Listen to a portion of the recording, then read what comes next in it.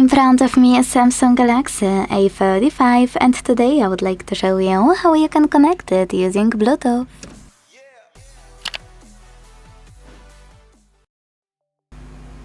First of all, launch Settings and click on Connections. Then tap on Bluetooth on the left and use this switcher at the top right corner to activate it if it's not already on. Following that, wait for available devices to show, and when they do, click on the one you wanna connect to.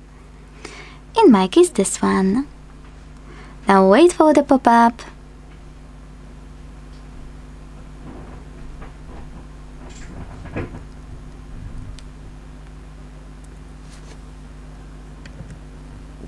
After hitting pair, your device will be successfully connected.